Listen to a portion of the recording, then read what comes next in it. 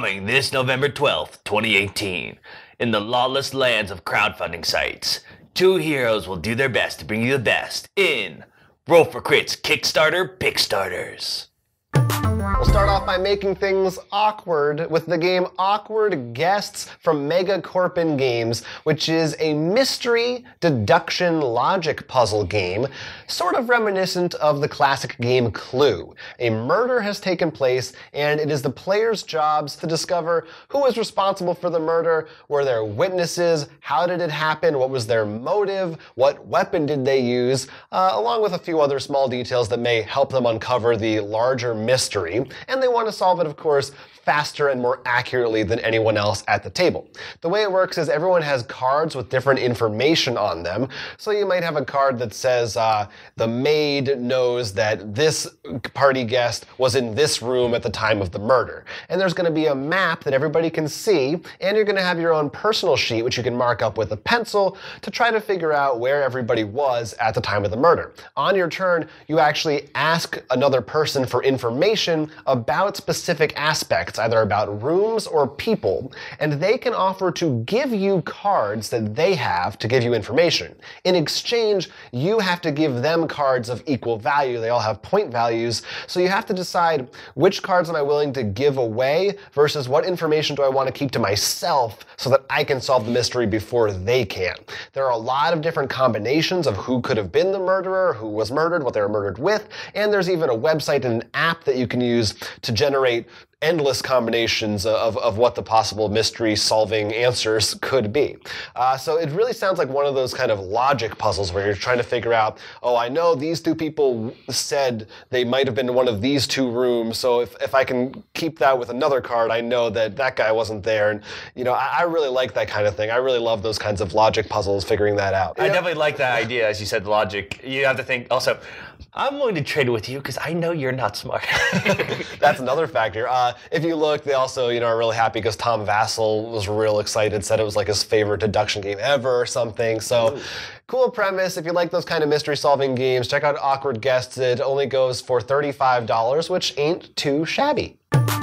Elf Creek Games brings us Atlantis Rising, where you will be trying to save Atlantis from sinking. In this game, you'll be playing as Atlanteans, and it's sort of a worker placement game where Atlantis is sort of like a starfish, and you'll be having to gather resources on sort of the outer limbs before they are sunk into the sea by very angry gods. You'll have to work together to decide where to place your workers. Hopefully they won't get flooded so your workers can gather the resources there, and hopefully decide what gets flooded, which is probably a really sad choice to make. You're trying to work together, and by the sound of it, you really don't find out if you're going to really make it until the very end. So it sounds like one of those games where you always are going to be on the edge of your seat. When the place floods, the tiles flip over. I thought that looked really cool.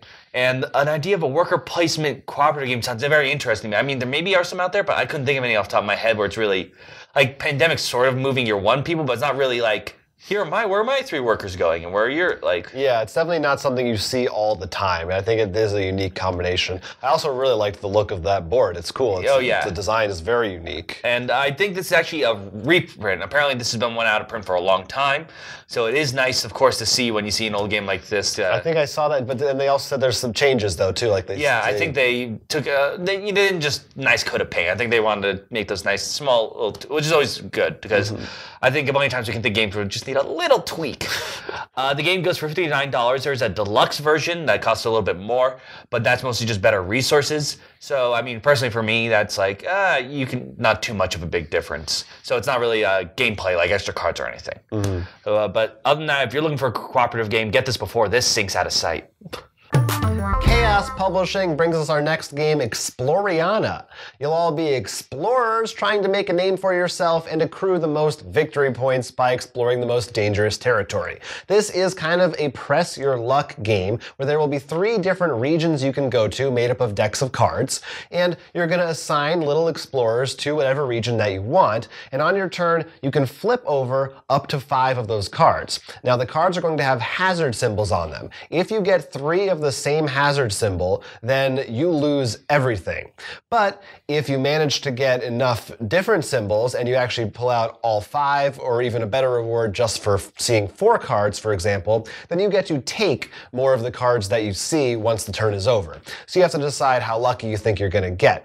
Like any kind of classic set collection game, which is what this is, you're going to get different amounts of points for different types of cards, for example, animals, plants, what have you. And you'll also have your own individual mission cards. So they might tell you that you're trying to get certain types of cards in addition, or there are other little aspects like you can get different types of explorers, you can rescue people that might give you extra points.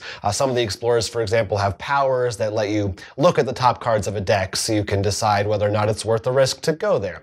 It just seemed like a cute little fun, lighter game. There's also a more advanced variant where you can draft explorers before the game starts. That could be interesting. And it had a cool theme, cool artwork. I like the idea of it's also kind of nice to have a game about exploring that isn't explicitly about hunting and murdering animals, which is kind of nice. The art style is neat. Instead, you're just capturing them and taking them away from your home.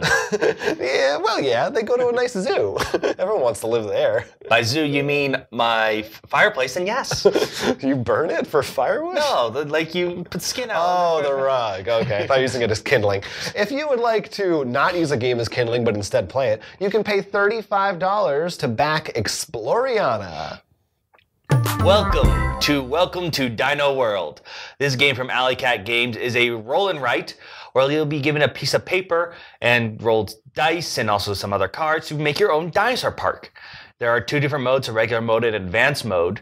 And in the advanced mode, you have to worry about the dinosaurs getting out, so you have to decide where to put generators and see if the generators hold or whether you have a blackout and the dinosaurs get loose. It has never happened in Dinosaur Park before. Ever. Don't know where they got that idea. Unthinkable. But this game goes for $27. We recently played another sort of right game, also titled Welcome To. Literally called Welcome To. And we had a lot of fun with that, so to me, making a Dino Park that way sounded really fun, especially it's really cute. You draw the dinosaur, tells you draw the T-Rex. So I just imagine everyone doing a T-Rex. Like one person does a stick figure, one's way too detailed. Yeah, I mean, I've been really getting into the roll and write game kind of craze that's sort of been bubbling up lately. And this seems like a perfect way to do it. It seems super fun. It is, I think, insane that both, if you search for Welcome To, you'll find 2 roll and write games from 2 different companies. Well, would you call the other one roll? It's technically a flip and write, but it's the same concept, but yeah. But anyway, it looks cool. It looks really cool. And hopefully this won't escape and will stay on your shelf. Look out, because whales are destroying the world in our next game, Whales Destroying the World from Time Slug Studio. However, the twist in this one is that most players will actually be playing as the whales. You are actually working together to take down the planet, but one among you is secretly a superhero pretending to be a whale in your midst. This is a bluffing game / kind of a set collection game where there are different cards that have numbers on them and different colors, and most of them feature whales destroying buildings. On your turn, you will offer a card to the person next to you, and you can tell them anything that you want about it. It could be true or not, and they can decide if they want to take it or not. If they choose to take it, it goes face up in front of them, and they may match it with one of their existing colored whale cards. Now, if you get more than 2 of the same color of whale cards, they disappear and you lose them.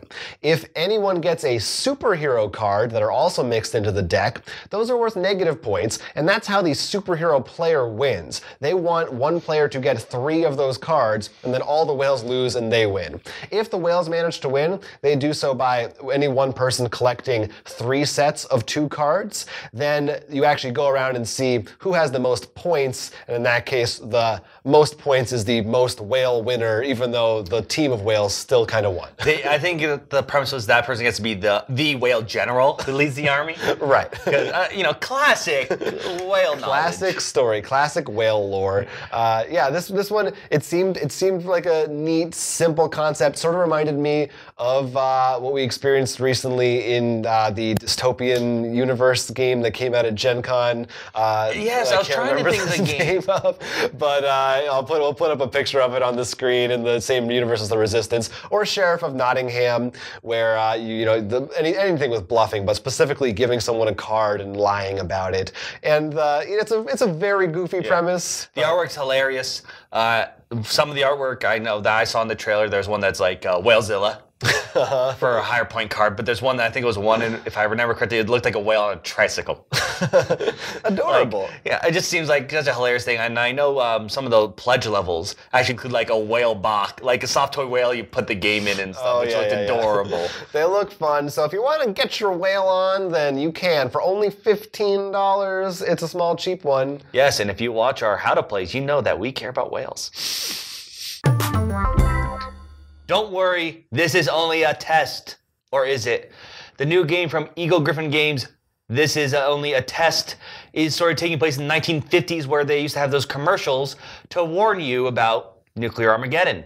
But usually it was only a test. The way this game works is you'll be sort of messing around with a timeline and sort of finding out what it could possibly be the ending. You got to prepare for it. If it's a nuclear holocaust, you want to make sure you have all the supplies to survive in a bunker. If it's the Soviet army coming and invading, you want to make sure you can defend yourself. If it's only a test, you want to make sure you make a profit on everyone else. So it's this interesting set collecting game and trying to bluff and change the timeline in your favor. I thought that was just, I mean, I love the nuclear 50s art style and stuff. I mean, I think Fallout has cursed me with that. And I thought this idea sounded very interesting. And I do love the fact that you have to get the right equipment for the end. And one of them literally is, this is only a test. There is no end. You're just trying to make money on everyone else. Mm-hmm. Yeah. I like that there's timelines. This is the 21st game to be added to Eagle Gryphon's bookshelf games. And for $24, that seems like a good price. So even if you're new to their collection, maybe this is where you want to join. A lot of great Kickstarter picks this week, I thought. Some really cool ones. I think we both saw some of each other's and liked them. And they were all for like under $40. So kind of a cool week. Most of them. Well, that's why I said like under $40. Important word, the word like. Mm-hmm. So as usual, we want to know if you're backing anything. You got anything? If maybe you have some of those bookshelf games from Eagle Gryphon. Mm-hmm. Maybe you played another edition of Atlantis Rising. Or maybe you are Tom Vassell and you want to tell us why you like Awkward Strangers so much. Feel free to leave a comment below. Otherwise, I'm Jonathan. I'm Will. And this was Kickstarter Pickstarter. Hey, if you like what you saw, don't forget to subscribe and like this video for more excellent board game content. Heck yeah!